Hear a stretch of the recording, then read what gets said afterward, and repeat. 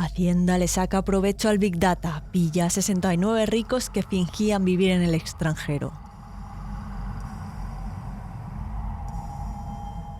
Hacienda ya usa la inteligencia artificial para cazar el fraude fiscal con IVA. Hacienda puede detectar tu facturación ilegal con inteligencia artificial.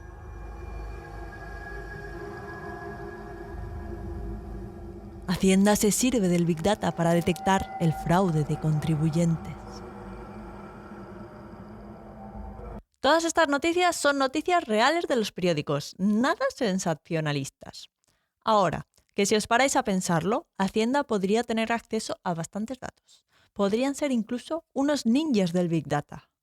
No sabemos si ninjas buenos o ninjas de los que dan miedo. Igual un poco de las dos cosas, como Bruce Banner y el otro tío.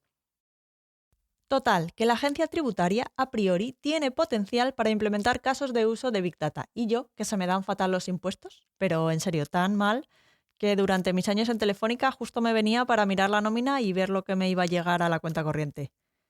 Bueno, también he de decir que en los últimos tiempos me he puesto un poco al día con un micromáster en impuestos de autónomos, cortesía de Google. Bueno, que me lío. Que he pensado que podía matar dos pájaros de un tiro y contaros cómo utiliza la agencia tributaria el Big Data realmente. Y así aprendo yo más cosas de impuestos y eso.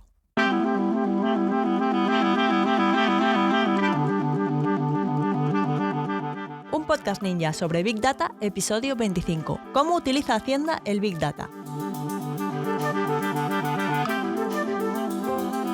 Muy buenos días y bienvenidos a un nuevo episodio de un podcast ninja sobre Big Data, el podcast en el que hablamos de analítica de datos, de machine learning, de inteligencia artificial y de todo lo relacionado con el Big Data y el mundo de los datos. En este podcast hablamos de Big Data de manera normal, alejándonos de las ideas de inteligencia artificial de las películas y tratamos estos temas con los pies en la tierra y con sentido del humor. Además, si os interesa este mundillo y queréis profundizar más, podéis ir a la web datos.ninja y descargar el ebook La guía ninja del Big Data y la inteligencia artificial. En esta guía podréis iniciaros en el mundo del Big Data, el Machine Learning y la ciencia de datos desde cero. Pues podéis ver las habilidades y herramientas que necesitaréis aprender, los errores a evitar durante el camino, libros recomendados y todo lo que necesitáis para preparar un entorno desde el que empezar en este fantástico mundo. Recordad, si os interesa, datos.ninja. En el episodio de hoy vamos a hablar de impuestos y no de qué hacer para pagar menos, lo siento, pero de eso no tengo ni idea, sino de cómo utiliza la agencia tributaria los datos de los que dispone, de dónde los saca y, en definitiva, cómo persigue mejor el fraude gracias al Big Data. Pero empecemos por el principio. En sus inicios, la recaudación de tributos consistía en unos amables inspectores recorriendo las tierras e inspeccionando la cosecha de cada agricultor. En función de lo que veían, pues decidían llevarse una parte para poder costear pues, los gastos del Estado, eso de irse a la guerra con otros pueblos, construir navíos, pues esas cosas. Algunos campesinos que veían la guerra y los navíos como algo lejano que ni les iba ni les venía, pues les costaba eso de dar lo que les había costado tanto esfuerzo sacar adelante, pues no lo veían mucho. Así que escondían parte de lo que habían conseguido y cuando venían los inspectores, pues les decían que ese año pues les había ido fatal, que solo tenían eso y que, bueno, pues a ver si colaba y los inspectores se llevaban menos grano. Los inspectores, que tampoco eran tontos, pues tenían que buscar lo que faltaba de la cosecha para llevarse lo que realmente le correspondía al agricultor tributar. Entonces, si el agricultor se había pasado escondiendo, pues seguramente le pillaban e incluso le caía multa, vete a saber. Total, que unos cuantos cientos de años más tarde, cambiamos grano por dinero y la situación es más o menos similar. Lo que pasa es que más gente hace que no haya suficientes inspectores para visitar a todo el mundo, uno por uno. A ver qué hay debajo del colchón. Así que las declaraciones se hacen en papel en ese momento, los ciudadanos las presentan cuando sea que tienen que presentar cada impuesto y los inspectores pues pasaban manualmente los datos de las declaraciones de impuestos en papel pues a un repositorio. Pues imagínate, en los años 80, por ejemplo. Es mejor esto, pasar de papel a donde quiera que lo guardaran, que tener que ir a visitarlos a sus casas. Pero bueno, aún se podía mejorar un poco más. En ese caso, los datos eran estancos. Lo que recaudaba el grupo que se encargaba de las empresas, pues lo sabían ellos, pero no el grupo que se encargaba de impuestos de renta de las personas o de los impuestos de vehículos o lo que sea. Que vamos, que eran estancos. Cada grupo tenía sus cosas y ya. Entonces, era muy difícil saber si todo el mundo estaba cumpliendo o no sus obligaciones tributarias y los controles de inspección pues eran más aleatorios. O igual, pues si te pillaban una vez, decidían inspeccionarte al año siguiente, pues si acaso te daba por reincidir. La cuestión es que era complicado detectar el fraude cuando los datos eran estancos. Sería mucho más eficiente si los datos de cada impuesto y cada contribuyente estuvieran disponibles para el resto de los grupos de la administración tributaria y así se podrían tener una visión pues como más de conjunto. Se podría hacer un análisis más descriptivo del estado de los impuestos por parte de Hacienda, bueno, que se podrían hacer muchas cosas. Y entonces así, hace más de 10 años, nació el proyecto Zújar. Si recordáis del episodio de la semana pasada en el que hablábamos sobre ingeniería de datos, los datos podían guardarse en almacenes o en lagos de datos, dependiendo de si habían sido transformados y estaban listos para usarse o eran los datos en crudo sin más. El Zújar es un pantano situado en la provincia de Badajoz y además es el lago de datos de la Administración Tributaria Española. Podríamos decir que la agencia tributaria va un paso más allá y en vez de lagos de datos, crea un pantano de datos. Bromas malas aparte, Zújar es una especie de almacén de almacenes de datos. Estos almacenes más pequeños se conocen internamente como zújares. Está el Zújar de inmuebles, el de contribuyentes, el Zújar de deudas, uno para facturas declaradas, un Zújar de ITVs, hay un Zújar para lo que sea que os imaginéis. Hay más de 1000 y pico zújares. Y ahí pues se va guardando todo. Para que os hagáis una idea de los volúmenes de datos que se manejan en Zújar, el sistema en general, hace 2 años, en 2020, ya había más de 16.000 tablas, algunas de ellas con más de 18.000 columnas y 9.000 millones de registros. Eran datos de 10 ejercicios con más de 50 millones de contribuyentes y 300 millones de relaciones. Casi nada. Y datos que no paran de crecer, porque si recordáis también del episodio de la semana pasada, cuando hablábamos de la carga de datos, en Zújar se soportan tanto cargas online que suceden 24/7 como cargas en bloque de otros almacenes de datos, unas 29.000 cargas mensuales, que modifican o añaden un promedio de 200.000 millones de registros al mes y que se programan por las noches y los fines de semana. Además, Zújar incorpora un motor de análisis que permite a todos los miembros de la administración, obviamente a los que tengan permiso para hacerlo, según su puesto de trabajo, porque como comprenderéis, estos datos son sensibles, pues les permite hacer consultas al almacén de datos, cruzar resultados y cosas así. ¿Y de dónde saca la administración tributaria los datos? Pues principalmente de los propios contribuyentes cuando presentan sus declaraciones de impuestos. Eso que decíamos antes de que se presentaban las declaraciones de impuestos en papel y luego una persona lo pasaba a mano, pues ahora al hacerse de manera telemática, la ingesta de datos se realiza de forma automática.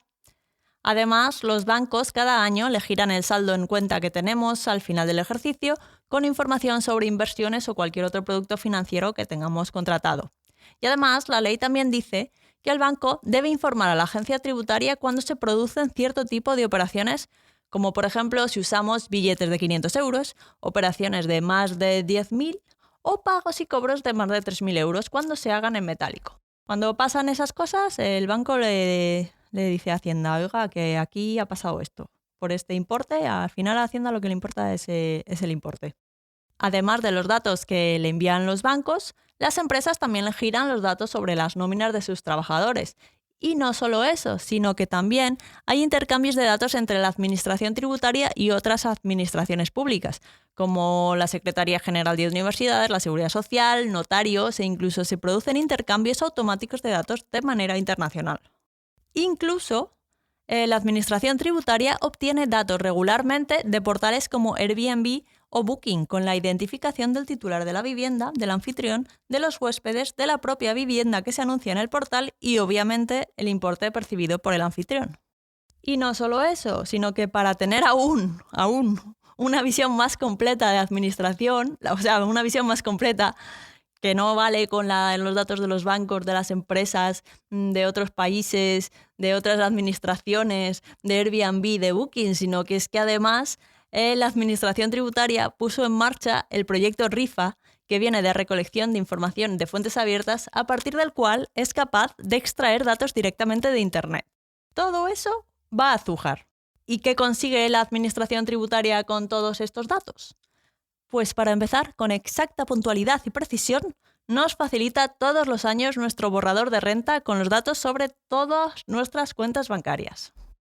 Además de ser más cómodo para nosotros, desde Hacienda han comprobado que un contribuyente es menos propenso a cometer errores u omisiones en su declaración cuando ya ve que la agencia tributaria dispone de todos o casi todos los datos.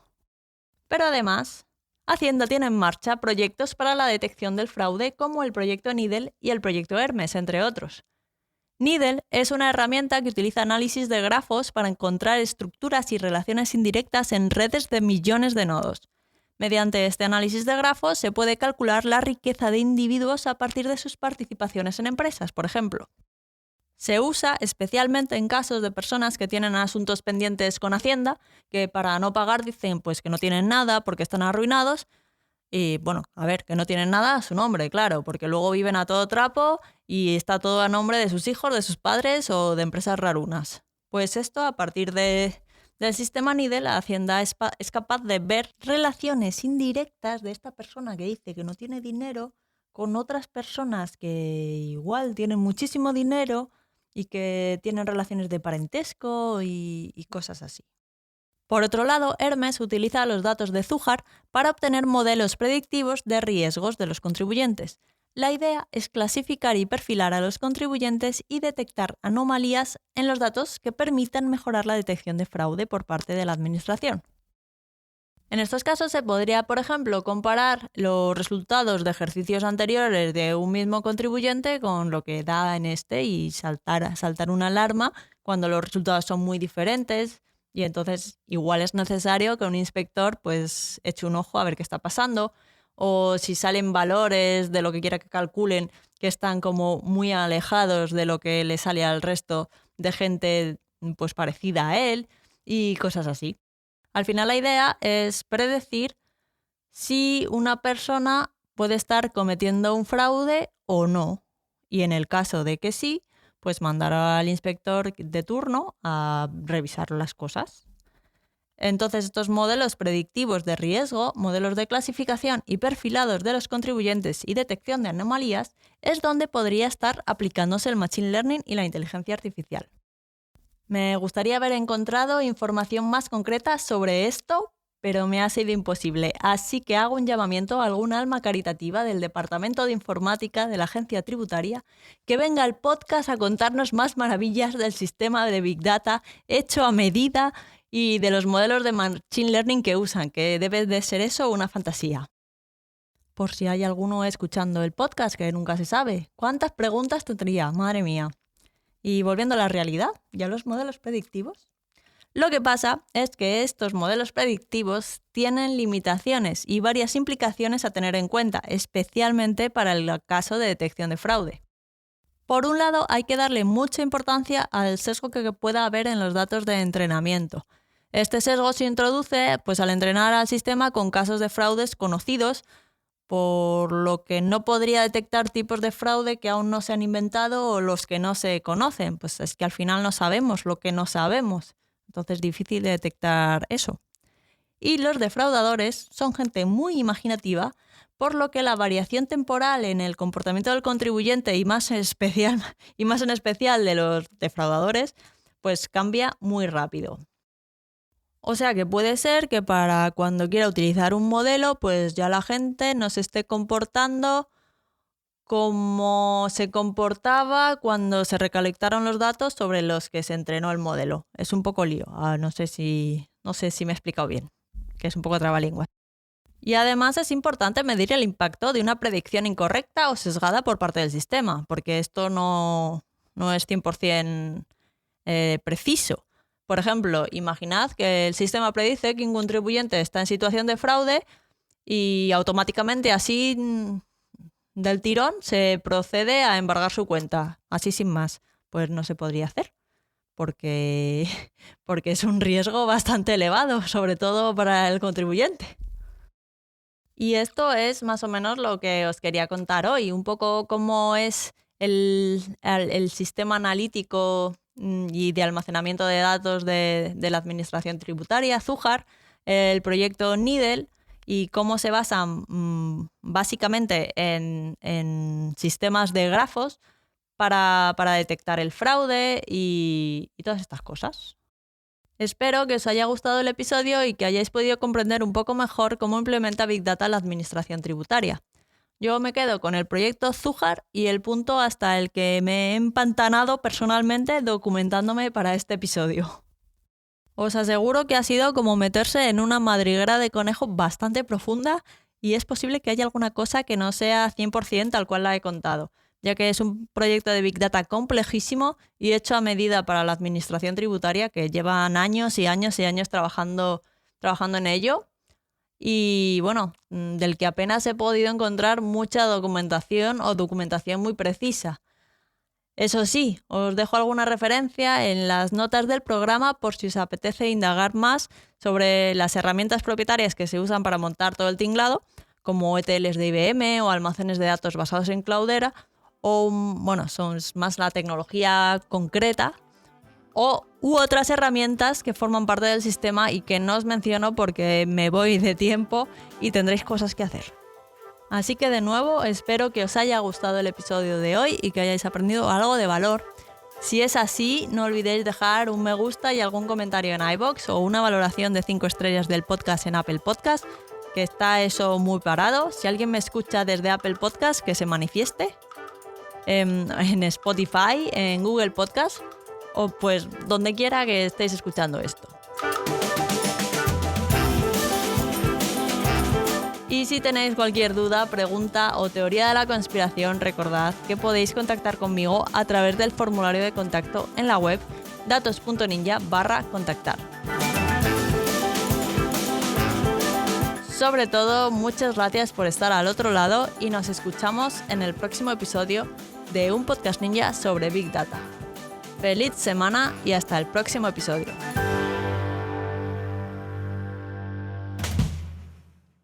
Me parece que he llegado un poco tarde a eso de hacer un especial de terror de Halloween.